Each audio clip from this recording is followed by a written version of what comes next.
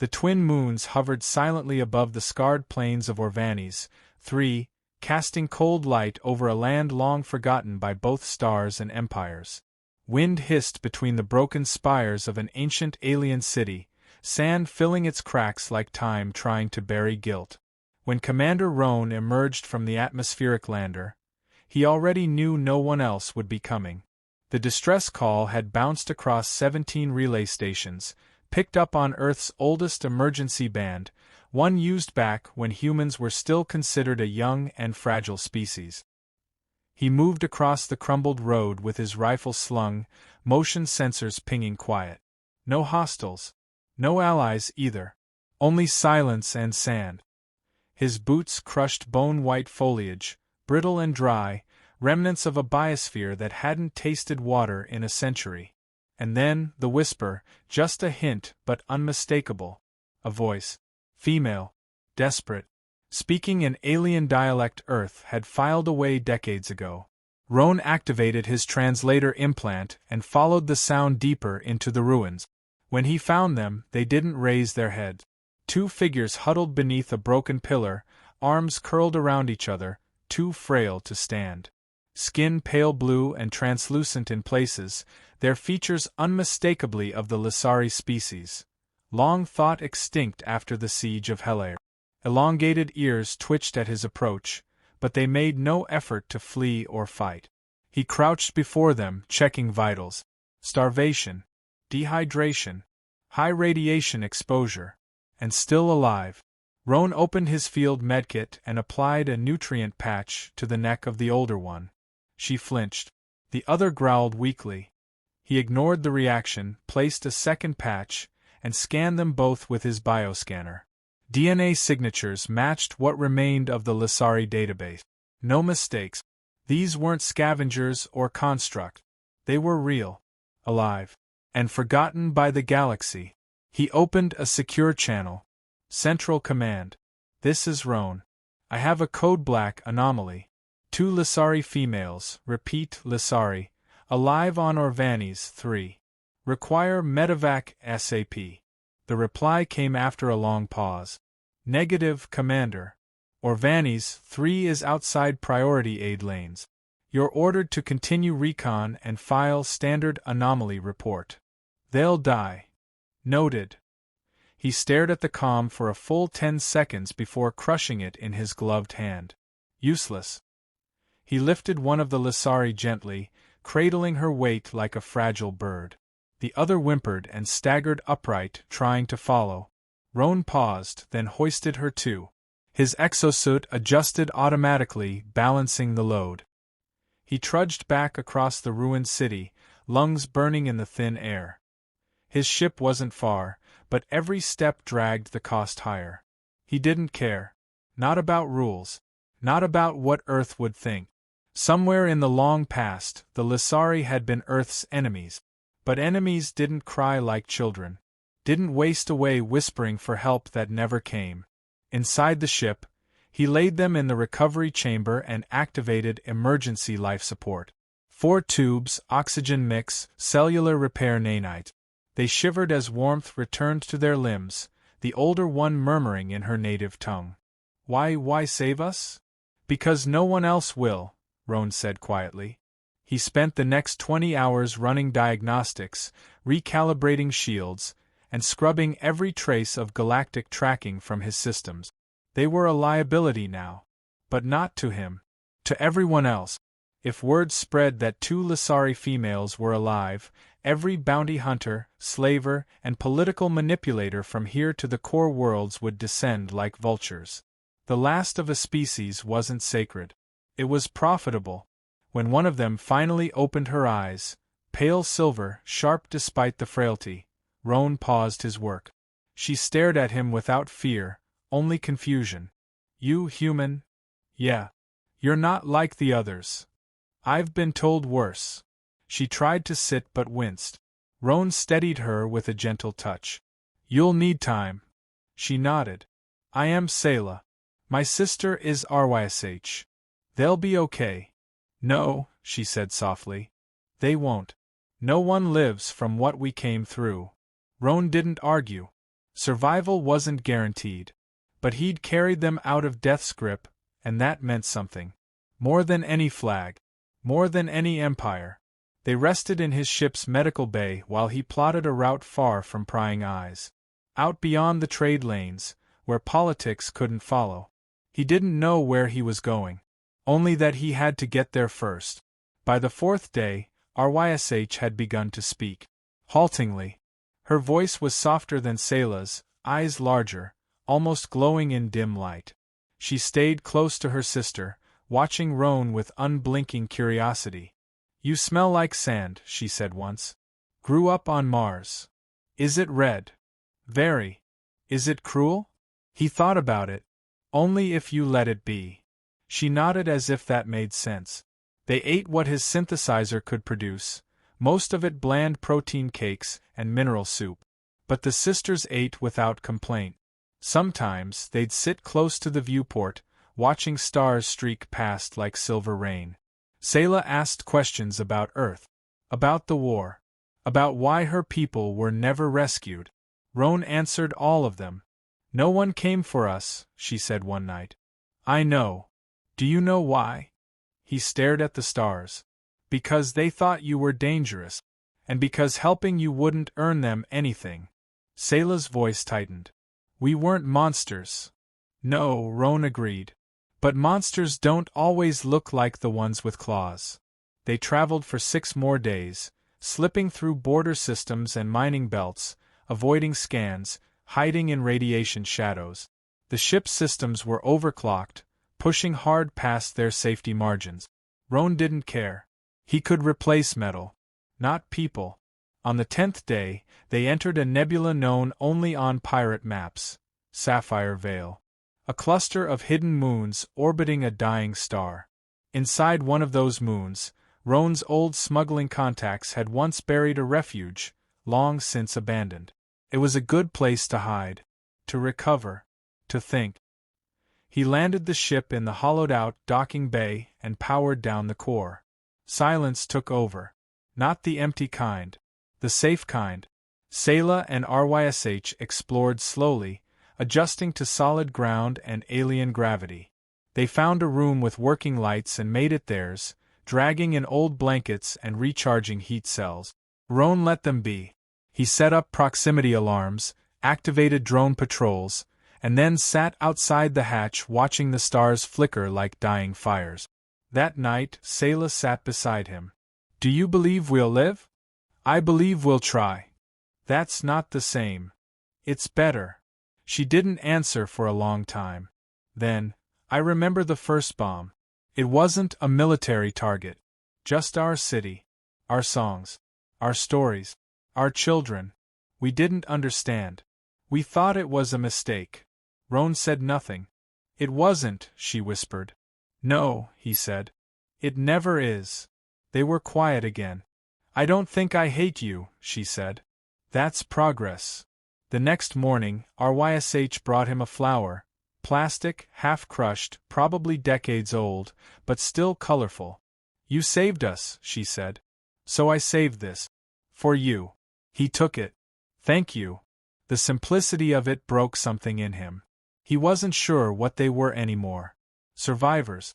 Strays. A broken soldier and 2 ghosts of a dead race. But it felt right. It felt human. The first night after their escape, the girls didn't sleep. They huddled close to him, trembling despite the desert heat, still shaking from the shock of their sudden freedom. He stood watch in silence, scanning the rocky ridges under the twin moons, listening to every grain of shifting sand. He didn't speak unless necessary. They understood. Words were fragile things, and trust was still forming from dust and pain. He didn't know their names. They had been property, not people, to those who held them before. So he gave them names, not out of arrogance, but out of necessity. One had a voice that hummed when she breathed, soft and calming. He called her Whisper. The other had fierce eyes that scanned every angle, even in fear. He called her Ember. They flinched when he handed them water, expecting a slap or a shout. But he simply nodded and stepped back, eyes always scanning. Whisper cried quietly the second night. He didn't look at her. He handed her a blanket and kept watch. Ember tried to mimic his vigilance, staying awake as long as possible before collapsing against his side. He let her lean. On the fourth day they encountered the first drone. It wasn't searching for them specifically, just a sweeper from one of the outposts. He motioned to the girls, and they dropped silently into the sand behind a crag. When the drone passed overhead, he rose and shot a tracker dart into its exhaust housing. It sputtered and dipped, then flew on, blinded and bleeding data. He didn't celebrate. They moved again. Their pace was relentless. Whisper fell once, her thin legs buckling under the climb. He didn't scold her. He lifted her, adjusted the weight of her pack, and kept walking. She looked up at him once with wide, violet eyes. Not grateful. Not yet. Just confused. It wasn't until the 10th day that they heard the voices. Alien, grating, distorted by translation tech. A patrol. 2 hybrids, maybe mercs, following heat signatures. He moved without hesitation, directing the girls to a cave carved by wind and time. They obeyed instantly now. He circled wide, approached from behind. 2 shots, silent and efficient. One dropped before it could draw, the other gasped once, then slumped. He looted them quickly. One carried protein packs. The other wore a signal jammer. He pocketed both. Back at the cave, Whisper clung to Ember. They stared at the blood on his gloves, then back to his face. He said nothing. He tossed them the protein packs and watched as they devoured them, no longer polite, no longer fearful of judgment. Hunger overpowered shame. That night, Ember touched his arm. She didn't speak. She didn't need to.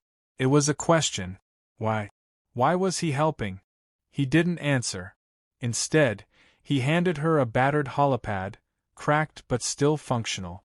It contained only one file, a news archive from Earth's distant outposts, long before the occupation of their kind. She tapped through images. Children in cages, corporations bidding on alien DNA, human protests drowned in fire. Then came one image, a little girl with skin like ice, chained in a glass box. Her eyes were the same shade as Ember's. The caption read, First Contact Slave Exhibit Vega 9. He saw her stiffen. Her breath caught. She looked at him again, no longer asking why. Now it was something else. Something older than pain. Recognition. They made it to the canyon outpost on the 14th day. He had intel. Hidden caches, backdoors in security systems, codes buried in archives from the rebellion he once served. The outpost was shielded, but old. He rigged the exterior vents with explosives, made from salvaged components. The girls waited in the ridge. He went in alone. 30 minutes passed. Then, a low boom. Fire swallowed the main gate. Alarm screamed, then died mid-note. He walked out with a pack of supplies over one shoulder and a comms scrambler in the other hand. The girls met him halfway, running without thinking. Whisper stopped short of him, breathless, eyes darting. Ember didn't stop. She threw her arms around him. He froze. He let her. He didn't say it, but they could see it now. This wasn't a mission. It wasn't duty. It was something broken in him, something that wouldn't let him turn away anymore. They traveled by night now, using old rebel tunnels and weathered maps burned into his memory. The girls stopped asking where they were going. They knew it didn't matter. Anywhere he led was safer than anywhere they'd been. By the 20th day, they reached the wreck of a human cruiser, half buried in a dried lakebed. He activated the beacon, one designed to ping old allies on restricted frequencies. Whisper wandered through the shattered hull, touching faded flags and burned-out engines. Ember found a locker with worn uniforms, one of which she tried on, smiling faintly when the sleeves swallowed her arms. The beacon answered. A voice, old, grizzled, skeptical, crackled through. "You still breathing, ghost?" He didn't smile. "Need pickup. 2 passengers. High value." There was silence, then a sigh. "Coordinates received. Extraction in 30 hours. Don't die." He didn't say thank you. The final stretch was the most dangerous. Word had spread. A human with former slaves. Unbranded property. A bounty followed them now, credits high enough to tempt mercenaries, raiders, even corrupt patrols. They were ambushed at dusk on the 29th day. 5 assailants, well armed. Whisper screamed when they grabbed Ember. He moved faster than thought, knife through the first, elbow shattering the second. Gunfire cracked the canyon walls. Ember broke free and ran to Whisper, dragging her behind cover. He took a round in the side. Didn't stop. Broke the third's neck, wrestled the rifle from the fourth. The fifth tried to flee. He didn't get far. Afterward, Whisper sobbed beside him as he lay bleeding. Ember tore strips from her stolen uniform, pressing them to his wound. His eyes stayed on them. Not afraid. Not regretful. Just tired. "You'll keep moving," he rasped. "Don't stop. Pick up point 3 clicks." They shook their heads. Whisper held his hand. Ember leaned close, voice trembling. "We're not leaving you." The extraction ship came just before dawn. Old tech, cloaked, human-made. The ramp lowered. Soldiers disembarked. Gray uniforms, weathered armor, not part of any government anymore. Just ghosts like him. They found him unconscious but breathing. The girls stood over him, defiant. One of the soldiers tilted his helmet back, eyes narrowing. "Did he do all this?" Ember nodded. "He didn't stop." The soldier looked at the others. Then back at the human. "He never does." They carried him aboard. The girls followed, hands still gripping his coat. When the ship lifted off, the sun rose behind them. The desert remained, but they didn't look back. And somewhere deep inside that ruined cruiser's hold, a second beacon activated, this one silent, buried, ancient. A call to the ones who still remembered what it meant to be human. The war wasn't over. But neither was hope. The ship didn't dock at a known port. It coasted through debris fields and shadow corridors, masked by old rebel codes and a hull lined with scavenged tech. No questions were asked. That was the rule. Anyone who had to ask didn't belong. The girls stayed close to the human as medics worked on him. He woke briefly on the third day, asked for their location, then blacked out again. The wound had gone deep, but not fatal. Not for him. Not with what he had endured. The crew never addressed the girls as cargo or charity. They weren't treated like burdens. One of the older mechanics handed Whisper a soldering tool, showed her how to fix a coolant leak. Ember spent hours sparring with a woman twice her size and half as patient. The ship didn't tolerate weakness, but it didn't punish healing. It offered space to breathe, and that was something they had forgotten was possible. The human stood unaided by the end of the week. His first act was to recalibrate the ship's comms array, then run a full sweep of galactic traffic patterns. The crew said nothing. They obeyed his orders like old habit. Ember watched them with sharp eyes and understood. He wasn't just a ghost, they had followed him before. He brought up a map of known breeding centers. Dotted across charted systems were dots marked in red. Then he overlaid the locations with trade routes and planetary unrest. A pattern emerged, but it wasn't random. Someone was still running the system behind the scenes, even after the public dismantling of the slave market. The girls were just the beginning. The system had gone deeper. Smarter. Hidden beneath charity fronts, mining contracts, and refugee rehabilitation centers. He didn't flinch. He pointed to a black site known only by numbers, Facility D-113. Records claimed it had been decommissioned. Intercepts proved otherwise. Traffic flowed there constantly. No ship ever returned. The crew hesitated. Whisper looked at Ember. Ember looked at him. No orders were given. He didn't need to speak. They were going. They approached D-113 under a false registry, disguised as a medical supply ship responding to a phantom outbreak. Security didn't suspect anything. Most didn't remember what real humans could do when pushed. The facility opened its gate. By the time it realized the mistake, they were already inside. The crew moved like knives in darkness. Every corridor taken, every checkpoint dismantled before alarms could sound. Whisper stayed with the tech team, breaking into server banks with fingers steadier than they'd ever been. Ember followed him directly, rifle slung tight, eyes scanning, feet silent. They found cells. Rows of them. Hundreds. Most empty. Some weren't. Children. Teenagers. Hybrids genetically mutilated to make them more compliant. One looked at Ember with the same frozen fear she once wore. She opened the door. He nodded. He found the central control room guarded by automated turrets and 2 mercenaries in powered exosuit. He didn't wait. The first suit fell to a grenade disguised as a coolant battery. The second tried to flee. Ember shot it in the back. He finished the override and pulled every lock open. Prisoners flooded the halls. The crew funneled them to transports launched from the dropship bays. Medical teams tended to the worst cases. Whisper stood in front of a camera, broadcasting everything. She didn't cry. She didn't yell. She told the truth. Within hours, 50 planetary channels began airing the footage. The footage reached the core systems. The Empire tried to deny it. Then they tried to frame it. Then they stopped responding. 2 days later, a bounty was placed on every member of the ship's crew, dead or alive. The reward would bankrupt systems. It didn't matter. They didn't run. They split into cells, vanished across the stars, each carrying a fragment of data, names of other sites, other children. The girls didn't leave his side. Not when the first hunter ship ambushed them in orbit over Jarrex Minor. Not when the crew had to scuttle the frigate to escape. Not when they crash-landed on a forest moon and spent 12 days fending off synthetic trackers. They didn't ask for comfort. They fought. By the 5th extraction, their names were known.